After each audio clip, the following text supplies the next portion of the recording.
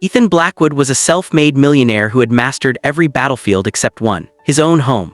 At 42, he was known in business circles as ruthless, strategic, and nearly unstoppable. His companies dominated markets, his name appeared regularly in financial magazines, and his glass and steel mansion sat on the hill like a symbol of absolute control. Yet inside those walls, control did not exist. The source of the chaos was his 7-year-old triplets, Lucas, Leo, and Lily. They were exceptionally intelligent, endlessly curious, and fueled by an energy that seemed impossible to drain. Individually, they were charming. Together, they were a storm. They argued, schemed, ran, climbed, and challenged every rule placed before them. What began as innocent mischief often escalated into full-scale disasters. Ethan had tried everything money could buy. The best nannies from elite agencies arrived with impressive credentials and firm handshakes. Some came armed with strict schedules, others with advanced child psychology degrees. None of it mattered. One nanny resigned after being locked out of the house by the boys as a science experiment. Another quit when Lily rewired the smart home system and trapped her in the panic room for 10 minutes. A third walked out in tears after only 4 hours, declaring the job professionally impossible. The mansion itself bore the scars of defeat. Crayon murals decorated the walls behind expensive art. Remote-controlled cars raced across marble floors. Bookshelves once perfectly aligned were now crooked and half-empty, their contents turned into obstacle courses. Security cameras recorded more chaos than safety, and the staff avoided the children whenever possible. Ethan's frustration grew daily. He loved his children deeply, but he did not understand them. After his wife's sudden death 3 years earlier, he had thrown himself into work, believing structure and resources would fill the gaps. Instead, distance had grown. Meetings replaced conversations. Discipline replaced connection. The triplets, sharp and perceptive, felt that absence and responded with rebellion. Every evening, Ethan returned home exhausted, only to be greeted by reports of broken rules and broken objects. His patience thinned, his temper shortened. He began to wonder if something was wrong with him, or worse, with them. The idea unsettled him more than any business loss ever had. By the time the latest nanny quit before lunchtime, Ethan stood alone in his silent office, staring at a stack of resignation letters.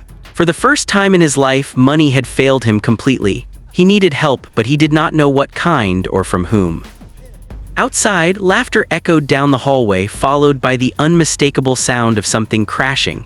Ethan closed his eyes, took a slow breath, and braced himself.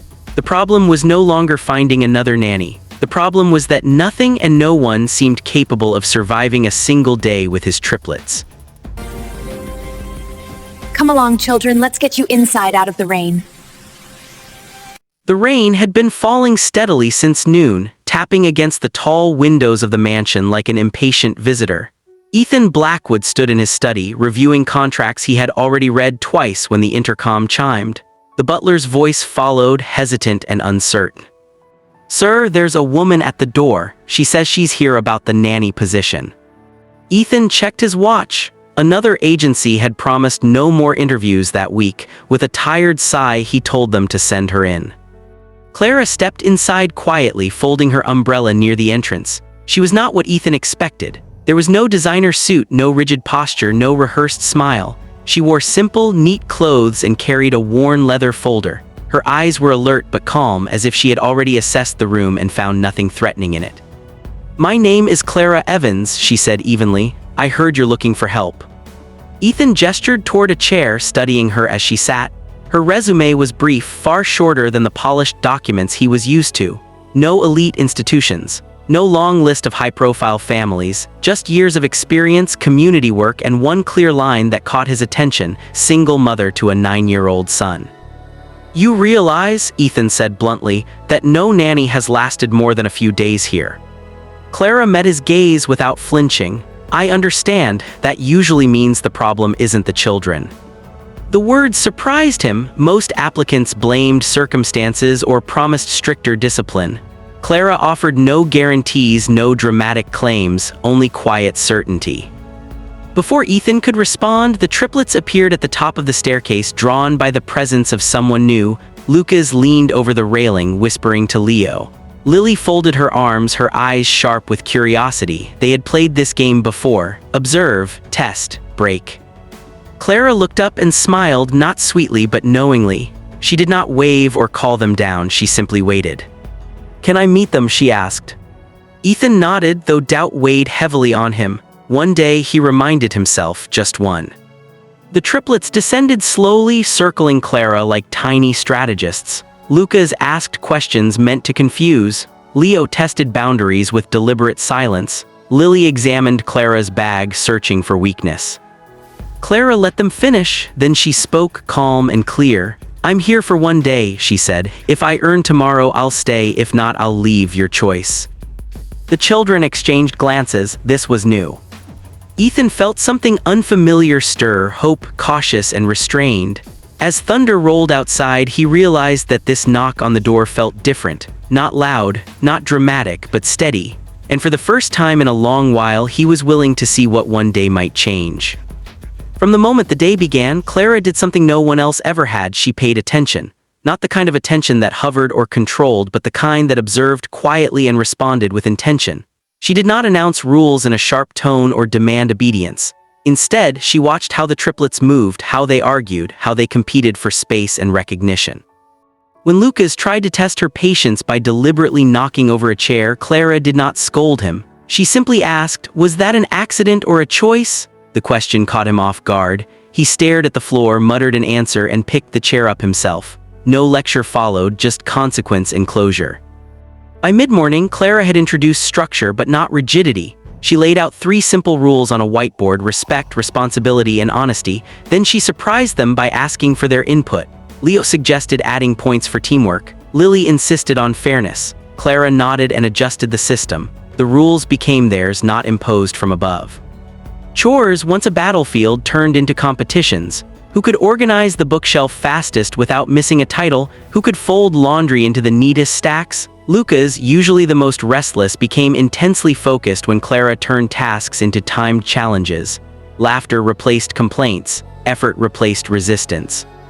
Homework followed the same pattern. Instead of forcing them to sit quietly, Clara transformed math problems into puzzles and reading assignments into short performances.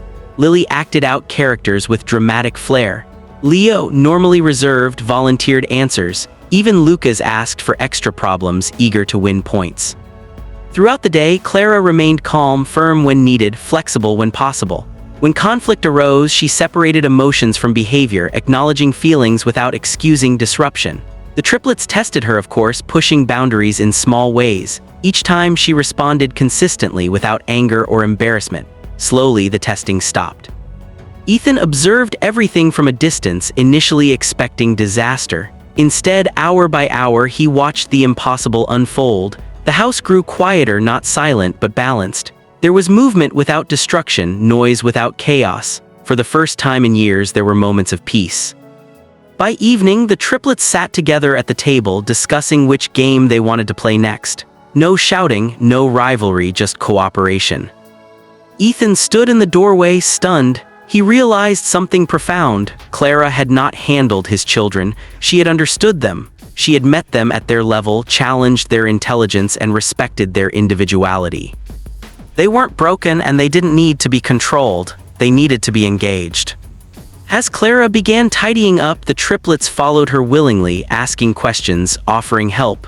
Ethan felt disbelief give way to quiet admiration. Whatever Clara was doing, it was working, and it was something money had never been able to buy.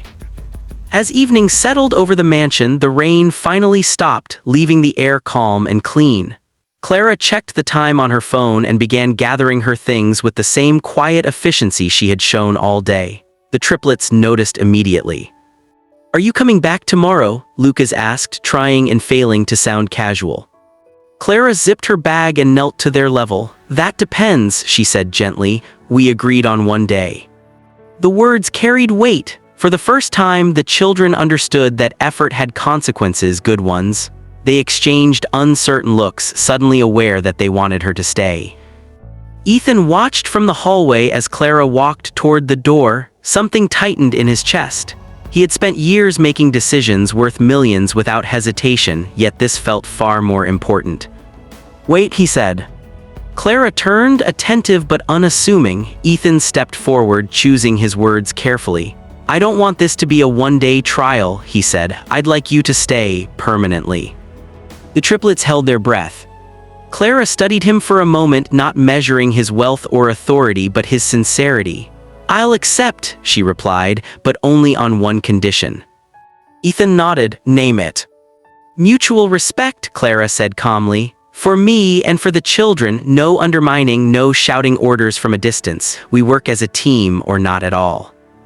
The condition surprised him, not because it was unreasonable, but because no one had ever demanded it from him before. Ethan extended his hand. "Agreed." That night, something changed in the mansion. Dinner was quieter, conversations more thoughtful. The triplets followed routines without being forced. Clara moved through the house with quiet authority, no longer a guest but not a servant either. Later, after the children were asleep, Ethan stood alone in his study, listening to the unfamiliar sound of calm. He realized how deeply he had underestimated the problem and the solution. Clara had not just managed the children, she had shifted the balance of the entire household. For the first time since his wife's passing, Ethan allowed himself to rest. He did not check his phone, he did not review reports. He went to bed knowing his children were understood, not controlled. As the lights dimmed and silence settled in, Ethan slept peacefully. Not because the chaos was gone, but because it was finally guided by someone who saw his children not as a challenge to be defeated, but as people to be respected. And in that realization, he understood something even more important. The most valuable person to ever walk through his door was not a business partner, advisor, or investor, but a single mother who asked for respect and changed everything.